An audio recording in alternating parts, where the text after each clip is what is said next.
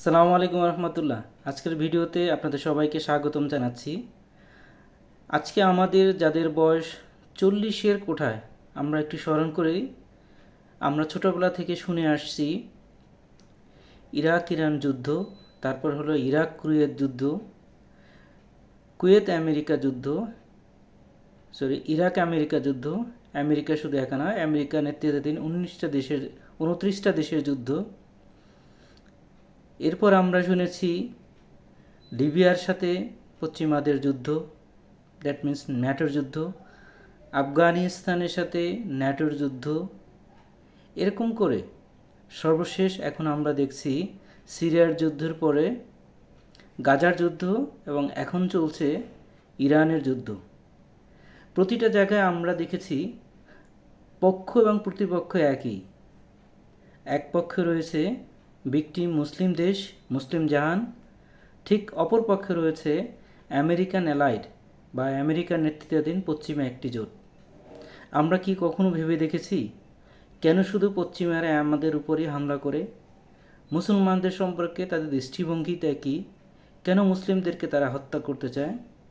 আজকের এই ভিডিওতে আমরা এই ব্যাপার নিয়ে একটু আমাদের চুলচেরা বিশ্লেষণ করব। আশা করি আপনারা শেষ পর্যন্ত আমাদের সাথে থাকবেন এবং আপনাদের মতামত জানাবেন, আপনাদের পরামর্শ আমাদের সাথে শেয়ার করবেন এবং আপনারা কোন কোন বিষয়ে কথা বলতে চান, কথা শুনতে চান আমাদের কমেন্ট বক্সে দিয়ে রাখবেন। 1990 সালে পরাক্রমশালী সোভিয়েত ইউনিয়নের পতনের পর পৃথিবী একটা এক মেরুকেন্দ্রিক পৃথিবী হয়, যেখানে সোভিয়েত ইউনিয়ন ইউরোপের এবং এশিয়া জুড়ে যার বিস্তৃতি ছিল সেটা একটি রুগ্ন অর্থনীতির দেশ হয়। ঠিক অপরপক্ষে দ্বিতীয় বিশ্বযুদ্ধের পরে জাপানের হিরোশিমা এবং নাগাসাকিতে যুদ্ধ করার মাধ্যমে, পারমাণবিক আক্রমণ করার মাধ্যমে আমেরিকা যে ভয়ের একটা পৃথিবী তৈরি করে, সেই পৃথিবীর নেতৃত্ব আমেরিকা নিজের হাতে তুলে নেয়।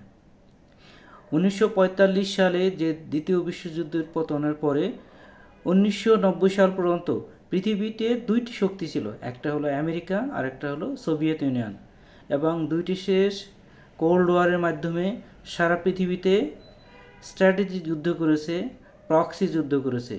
সেখানে বাম শক্তির সাথে পুঁজিবাদী শক্তির লড়াই হয়েছে।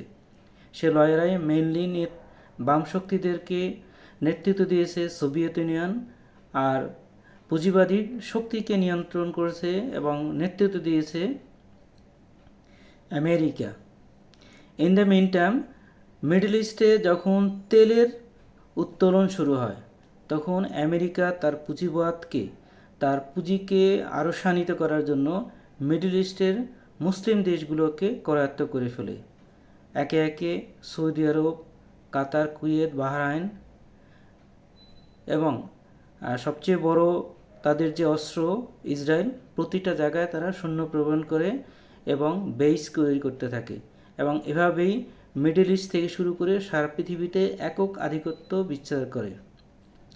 এরপরে 1990 সালে সোভিয়েত ইউনিয়নের পতনের পর তাদের একটি বড় ধরনের লালিত শত্রু বাম ব্লক তারা হারিয়ে ফেলে। এখন তারা শত্রুহীন হয়ে পড়ে। এমত অবস্থায় 1994 সালে বসনিয়া হার্জেগোভিনায় প্রেসিডেন্ট বিল ক্লিন্টন একটি সরকারি সফরে যান এবং সেখানে একটি সোভিয়েত আমলের ভঙ্গুর একটি প্রাসাদের সামনে দাঁড়িয়ে উনি একটা কথা উচ্চারণ করেন যে সমস্তদের ধ্বংসস্তূপের উপরে ইসলামের পতাকা, মুসলিমদের পতাকা পথ করে উঠবে, এটা আমেরিকা এবং পশ্চিমারা কখনোই মেনে নেবে না। খেয়াল করে দেখেছেন বিল ক্লিন্টনকে, যাকে আমরা অনেক পছন্দ করি, তার মুখ থেকে এই কথাটি বেরিয়ে আসছে যে সমাজতন্ত্র পতনের পরে ইসলাম এবং মুসলিমদের উত্থান হবে, এটা কখনোই পশ্চিমারা মেনে নেবে না। এবং আজকে যত যুদ্ধ দেখি আমরা, আজকে যত হানাহানি মারামারি দেখি, পশ্চিমাদের সাথে ইসলামী জগতের যে লড়াই, সে লড়াইটা বেসিক্যালি ওই আদর্শ থেকে, ওই স্পিচ থেকেই বোঝা যায়। 1994 পর থেকে 2011 এই 17 বছর পরে পশ্চিমারা দাবার গুটি সাজাতে থাকে। বিশেষ করে ইহুদি এবং ইসরায়েলদের নেতৃত্বাধীন যে পশ্চিমা থিঙ্ক ট্যাঙ্কগুলো আছে, তারা মুসলিমদেরকে খুন করার, মুসলিমদেরকে হত্যা করার, তাদের ভূখণ্ডকে নিষ্ক্রিয় করার, তাদের ভূখণ্ডকে ধ্বংস করে দেওয়ার অনেক পথ তৈরি করে। এবং সর্বশেষ 2011 সালের 11 সেপ্টেম্বর 2001 সালের 11 সেপ্টেম্বর আমেরিকার টুইন টাওয়ারে আক্রমণ করা হয়। সকাল 8টায় আমেরিকাতে এবং টুইন টাওয়ারের অধিকাংশ অফিসে সকাল 8টায় সবার উপস্থিত থাকার কথা। সেখানে আক্রমণটি হয় সকাল 8:45 থেকে 9টা পর্যন্ত। এই ভবনে 5,000 ইহুদি কাজ করত এবং এই 5,000 ইহুদির একজনও ওই দিনকে টুইন টাওয়ারে সেদিন যায়নি। এর অর্থ স্পষ্টতই বোঝা যায় এই হামলাটি এটা একটা ছিল ফলস ফ্ল্যাগ অপারেশন, অর্থাৎ পশ্চিমা এবং ইহুদি শক্তি নিজেদের উপরে এই আক্রমণটা তৈরি করে মুসলিমদেরকে আসামি করার চেষ্টা করেছে। তাৎক্ষণিকভাবে আমেরিকা কোনো ধরনের বাদ বিচার না করে তারা দুষতে থাকে আফগানিস্তানে অবস্থানরত ওসামা বিন লাদেনই এই আক্রমণের সাথে জড়িত, এবং আফগান সরকার এবং তালেবানরা যদি ওসামা বিন লাদেনকে পশ্চিমাদের উপরে কাছে যদি হস্তান্তর না করে, তাহলে আফগানিস্তানের উপরে হামলা করবে।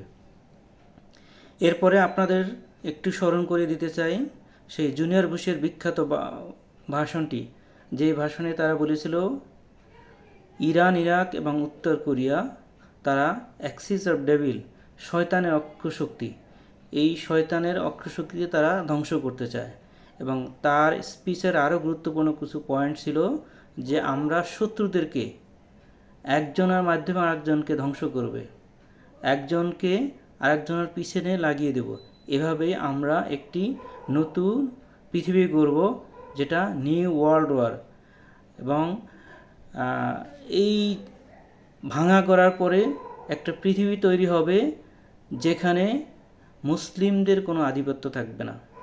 এরপর থেকে আফগানিস্তানে হামলা করা হলো। হামলা করে ন্যাটোর 29টি দেশ প্রায় 20 বছর ধরে আফগানিস্তানকে ধ্বংসস্তূপে পরিণত করলো। এরপরে সিরিয়া, ইরাক, লিবিয়া, এরকম আস্তে আস্তে সব মুসলিম দেশগুলোতে যারা মেইনলি আমেরিকাকে গার্ডিয়ান হিসেবে মানে না, যারা পশ্চিমাদের কাছে মাথা নত করে না, সেই প্রতিটা মুসলিম দেশকেই ধ্বংস করতে থাকলো।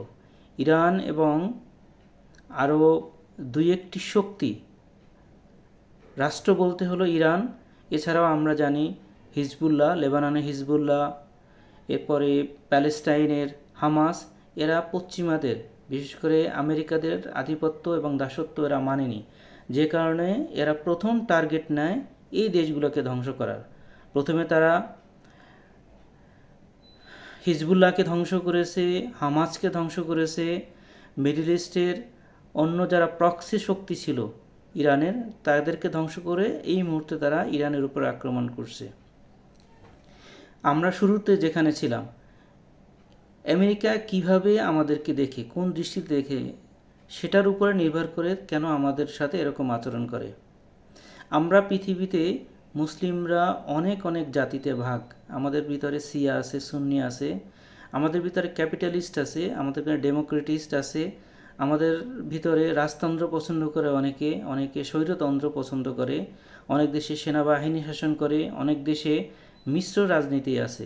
এবং একজন আরেকজনকে আমরা মৌলবাদী বলে গালি দেই, আরেকজনকে কাফের বলে গালি দেই, আরেকজনকে চরম বাম বলে গালি দেই, আরেকজনকে চরম ডাম বলে গালি দেই। কিন্তু সবার উপরে পশ্চিমারা আমাদের সম্পর্কে কি ভাবে, তাদের একটা দৃষ্টিভঙ্গি আছে। সেই দৃষ্টিভঙ্গিটা কি? All Muslims are devil, all Muslim are terrorist. আজকে আমি আরেকজনকে সন্ত্রাসী বলে গালি দিচ্ছি, মৌলবাদী বলে গালি দিচ্ছি, আমি আরেকজন মুসলিম ভাইকে পশ্চিমের দালাল বলতেছি।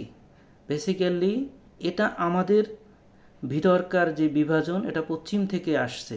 তাদের থিঙ্ক ট্যাঙ্ক থেকে এভাবে তৈরি করা হয়েছে। আমাদেরকে ডিভাইড অ্যান্ড রুলের মাধ্যমে একজন মুসলিমকে আরেক মুসলিম থেকে আলাদা করে দেওয়া হয়েছে, যাতে পর্যায়ক্রমে আমাদেরকে ধ্বংস করা যায়। পশ্চিমারা আমাদেরকে একসাথে ধ্বংস করতে পারবে না। আজকে যদি আপনি চিন্তা করেন, কয়েকটি মুসলিম রাষ্ট্রের কথা বলবো, ইরান, তুরস্ক, পাকিস্তান, ইন্দোনেশিয়া, এগুলো কিন্তু এক একটা বড় সামরিক শক্তি। এই যে কয়েকটি দেশের নাম বললাম, এই 4টা দেশ যদি একত্রিত হয়, তাহলে পুরো পশ্চিমা জগৎ তার সব পারমাণবিক অস্ত্র নিয়েও যুদ্ধ করে পারবে না। হ্যাঁ, আমি দায়িত্ব নিয়ে বলছি, আসলেই এই দেশগুলা এদের সাথে যুদ্ধ করে পারবে না। তাহলে কি করতে হবে? ইরাককে ইরান থেকে আলাদা করে ধ্বংস করতে হবে, ইরানকে মধ্যপ্রাচ্যের অন্য দেশ থেকে আলাদা করে ধ্বংস করতে হবে, পাকিস্তানকে আফগানিস্তান থেকে আলাদা করে ধ্বংস করতে হবে, আফগানিস্তানকে টার্কি থেকে আলাদা করে ধ্বংস করতে হবে, ইন্দোনেশিয়াকে মালয়েশিয়ার মাধ্যমে ধ্বংস করতে হবে, আর মালয়েশিয়াকে আরেকটা মুসলিম দেশের মাধ্যমে ধ্বংস করতে হবে।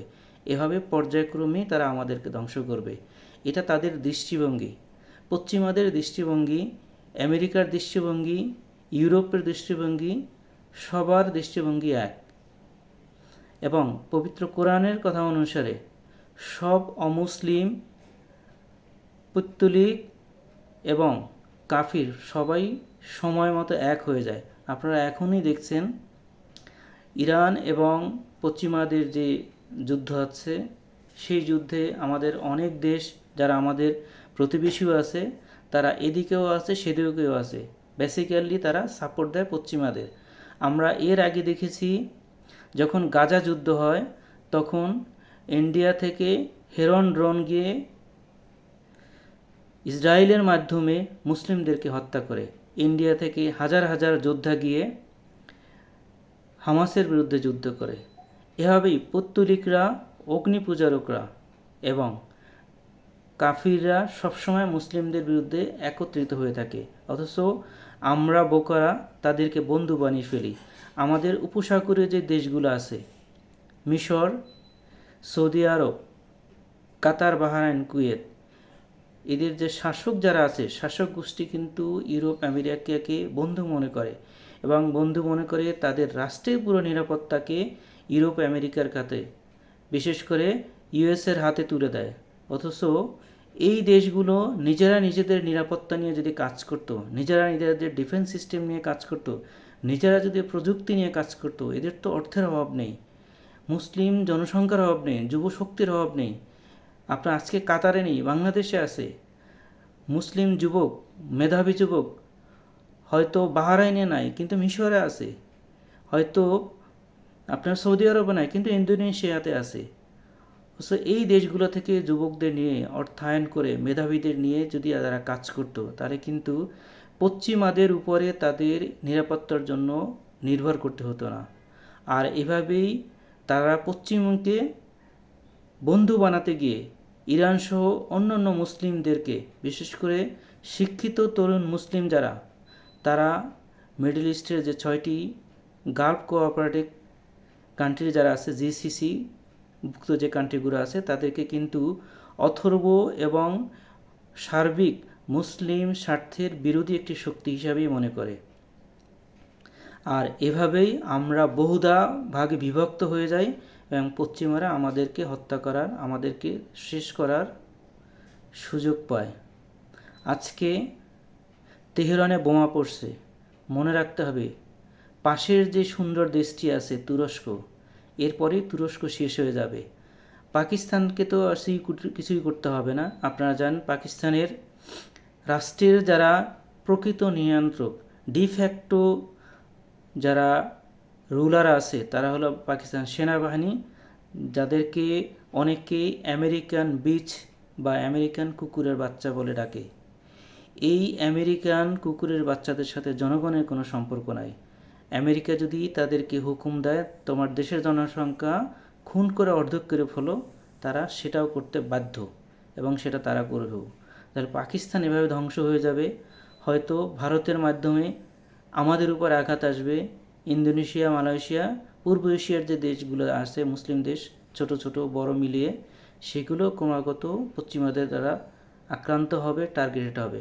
হয়তো আজকে বাংলাদেশকে টার্গেট করছে না, আজকে কুয়েতকে টার্গেট করছে না, আজকে বাহরাইনকে টার্গেট করছে না, কিন্তু যখন প্রতিবাদী শক্তি, জিহাদি শক্তি, এই ইরানি শক্তি যখন শেষ হয়ে যাবে, টার্কি যখন ভেঙে পড়বে, তখন আজকের তথাকথিত পশ্চিমাদের মিত্র যে দেশগুলো আছে প্রত্যেকেই ধ্বংসপ্রাপ্ত হবে।